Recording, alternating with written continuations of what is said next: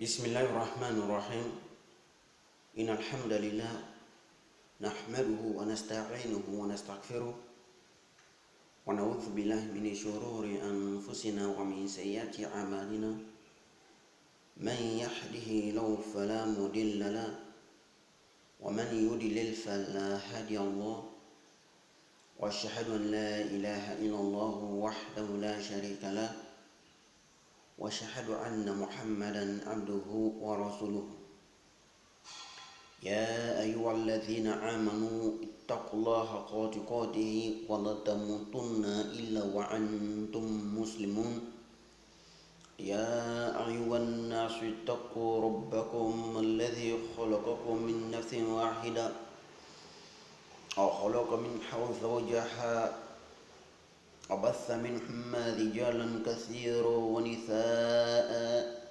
واتقوا الله الذي تسالون به والأرحام إن الله كان عليكم رقيبا يا أيها الذين آمنوا اتقوا الله وقولوا قولا سديدا يصلح لكم أعمالكم ويغفر لكم ذنوبكم ومن يطع الله ورسوله فقد فاز فوزا عظيما فإن أصدق الحديث كتاب الله وخير هدي محمد صلى الله عليه وسلم وشر الأمور محدثاتها وكل محدثات بدعة وكل بدعة ضلالة وكل ضلالة في النار اللهم حفظنا من النار. Toutes les louanges appartiennent à Allah. Nous le louons, nous demandons son aide et demandons sa protection contre notre propre mal et contre nos mauvaises actions. Celui qu'Allah a égaré, personne ne peut le guider. De même que celui qu'Allah a guidé, personne ne peut l'égarer. J'atteste qu'il n'y a qu'une seule divinité, Allah le seul sans associé, et j'atteste que le prophète Mohammed sallallahu alayhi wa sallam est son numéro sujet.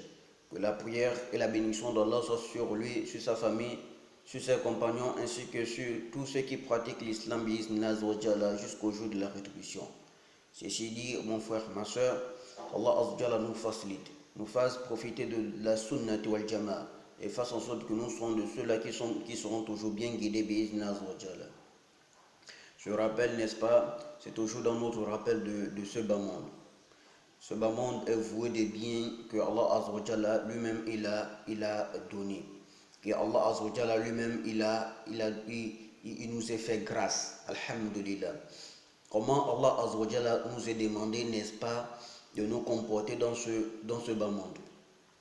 Sache d'abord qu'Allah, pour connaître premièrement le but, n'est-ce pas, pourquoi Allah a créé ce bas monde, nous rentrons dans le Coran, d'où Allah nous dit clair qu'il a créé les hommes et les djinns, c'est pour qu'on lui adore seulement. Donc le but ici, qu'on nous ait créé, que nous sommes envoyés dans ce dunya, c'est pourquoi? C'est pour adorer Allah azawajal. Rien que pour adorer Allah azawajal. Dans quel sens que le verset est expliqué? Dans tout ce que nous faisons, il faudrait que nous puissions prendre ça pour des adorations.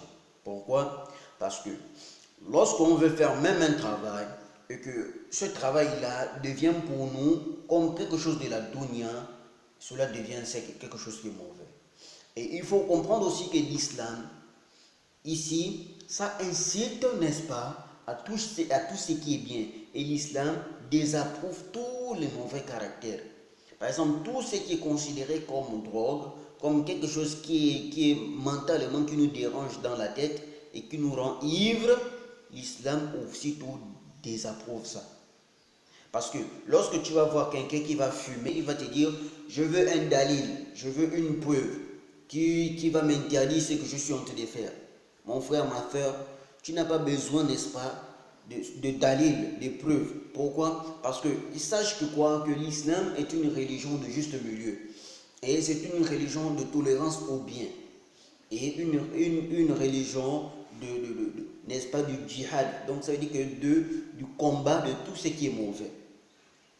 Lorsque tu prends par exemple une drogue et que tu sais que cette drogue-là, n'est-ce pas, te trouble dans la tête, il faut connaître déjà que cette drogue, elle est désapprouvée et elle n'est pas permise en islam. Et il faut connaître aussi les avantages que tu gagnes dedans, dans ce que tu prends. Qu'est-ce que tu gagnes? L'imam Ibn Kathir nous dit dans l'un de ses livres que quoi, dans l'explication, n'est-ce pas, du tafsir du verset d'où Allah a interdit le vin, il dit que quoi? Il dit bien sûr que le vin, il y a juste des petits biens. Dans le vin, il y a juste des petits biens, subhanallah. Qui fait quoi? Ça soigne certaines maladies dans le corps et ça amène quelqu'un que la personne devient ivre. Subhanallah. Et c'est juste le fait que ça t'amène un peu l'ivresse là. C'est juste le fait que ça t'amène l'ivresse que tu es content.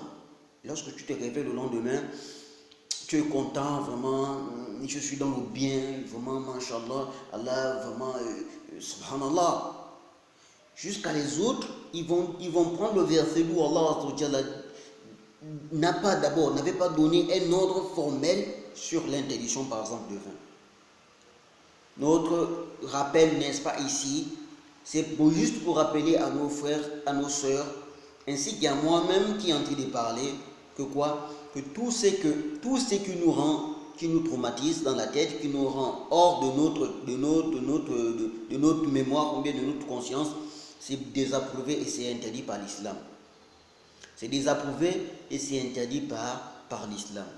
Qu'Allah Azzawajal nous guide, qu'Allah Azzawajal nous facilite et nous donne la bonne compréhension. Fasse en sorte que nous soyons de ceux-là qui pratiquons la religion intégralement et avant de faire quelque chose, nous puissions, n'est-ce pas, vérifier les sources pour voir si c'est bien ou bien c'est pas bien. Subhanakallahumma bihamdika wa ashhadu an la ilaha illa anta wa astaghfiruka wa atubu ilayk walhamdulillahi rabbil alamin. Fassalamu alaykum wa rahmatullahi wa barakatuh.